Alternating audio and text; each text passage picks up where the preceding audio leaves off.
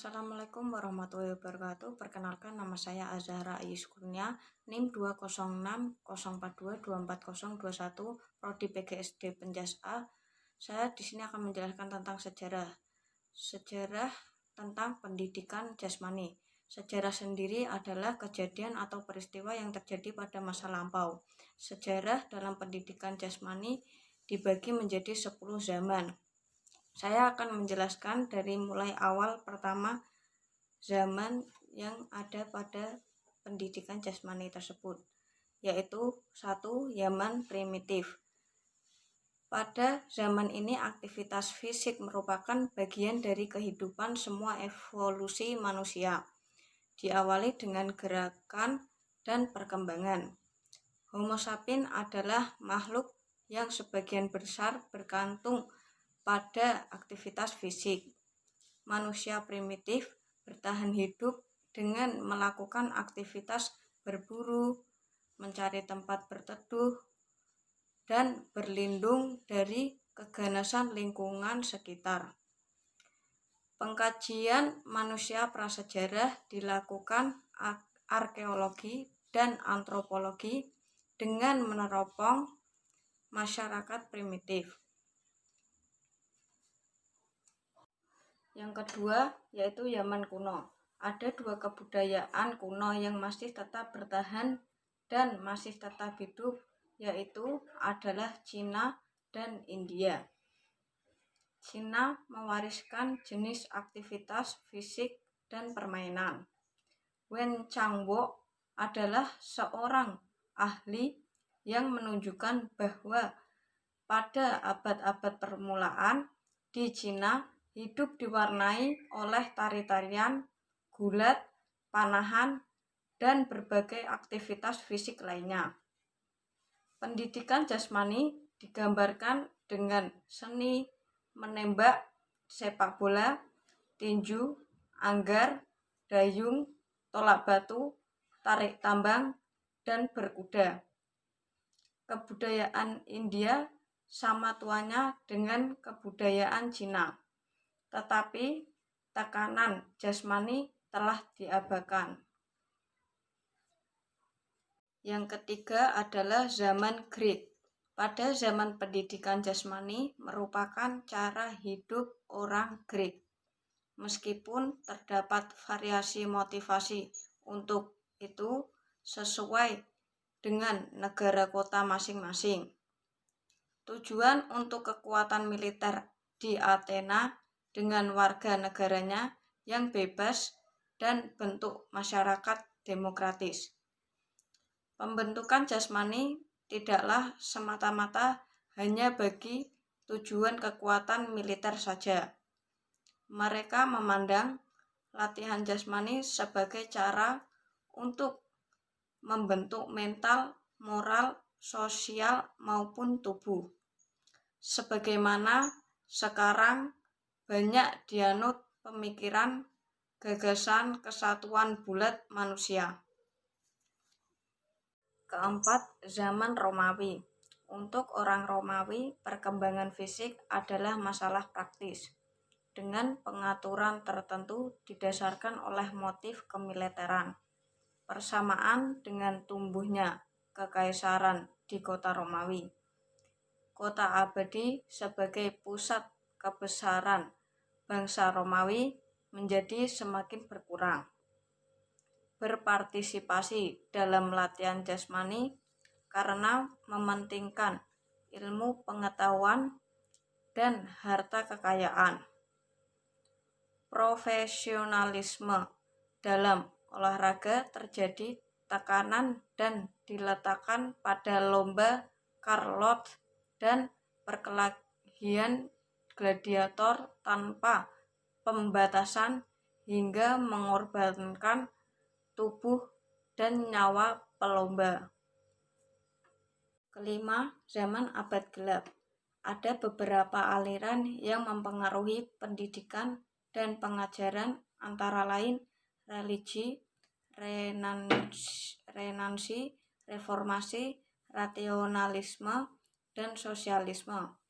Aliran-aliran tersebut tidak terpisah satu sama lain.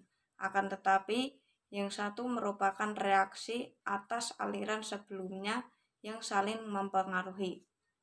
6. Zaman abad pertengahan. Pada abad pertengahan, latihan jasmani sama sekali tidak terdapat dalam budaya abad ini.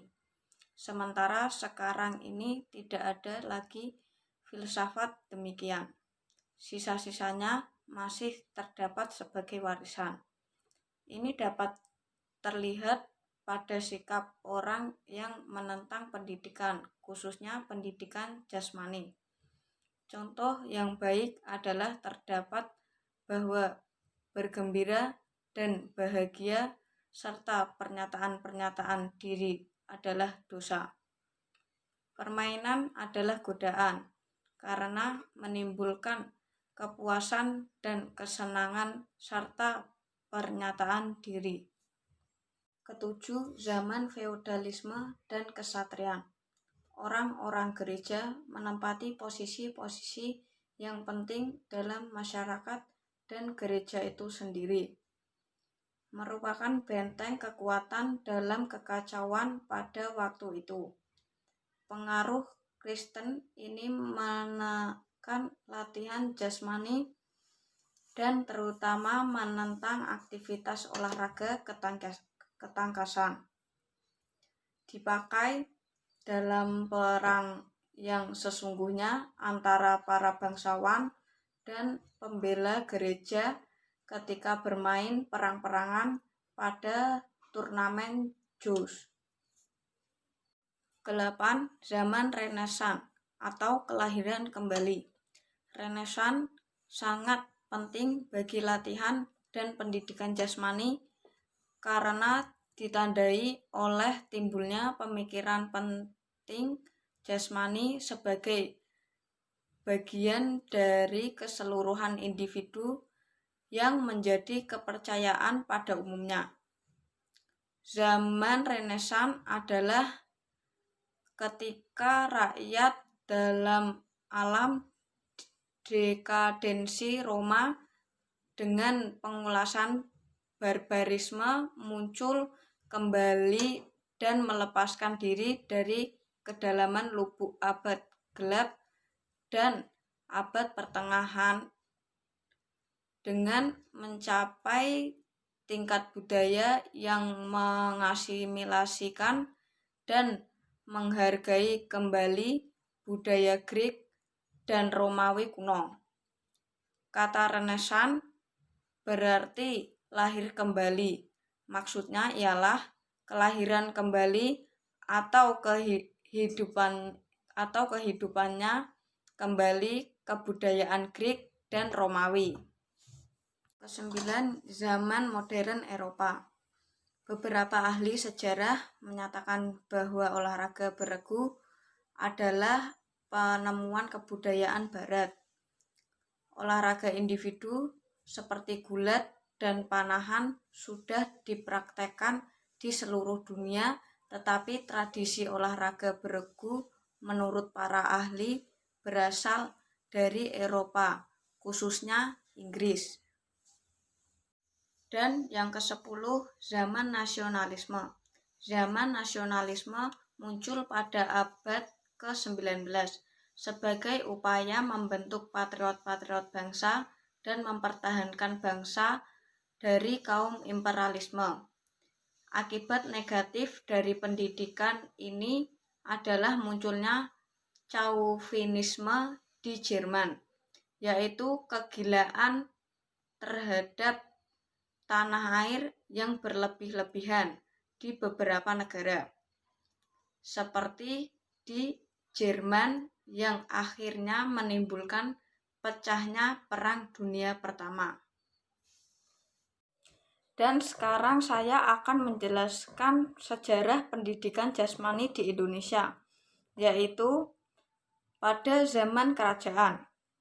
Situasi di mana manusia berusaha melebihi manusia lainnya dengan usaha menaklukkan orang lain melalui ilmu kanuragan seperti kebal terhadap benda tajam. Contohnya yaitu pada olahraga pencak silat. Pada zaman penjajahan Belanda. Didirikan Akademi Pendidikan Jasmani Olahraga di sekolah berupa permainan, atletik, dan senam. Dilihat jam-jam sekolah, ada kesempatan untuk belajar renang dan latihan atletik, sepak bola, basket, dan sebagainya. Pada zaman Jepang, di sekolah-sekolah, suatu pelajaran olahraga diisi dengan senam pagi yang disebut taisho dan dilakukan sebelum mulai belajar. Jam olahraga diisi dengan olahraga sumo atau gulat cara Jepang, lari sambung membawa pasir dalam karung, rebutan bendera, dan lain-lain.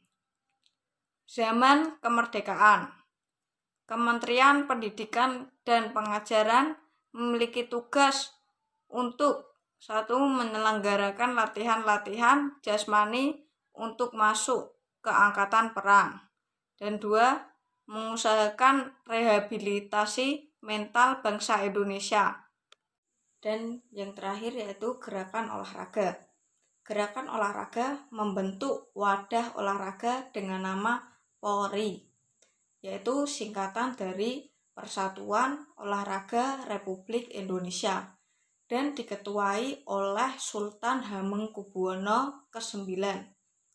Sewaktu di Tokyo diselenggarakan Asian Games ketiga pada tahun 1958. Indonesia telah menawarkan diri untuk menjadi tuan rumah Asian Games keempat. Tawaran itu diterima sehingga segala sesuatu perlu dipersiapkan dengan sebaik-baiknya. Lalu diadakan musyawarah antara induk-induk cabang olahraga atau Musornas, dan berhasil dibentuk Komite Olahraga Nasional Indonesia atau KONI. Sekian dan terima kasih. Jika ada kesalahan dalam penyampaian, mohon dimaafkan. Wassalamualaikum warahmatullahi wabarakatuh.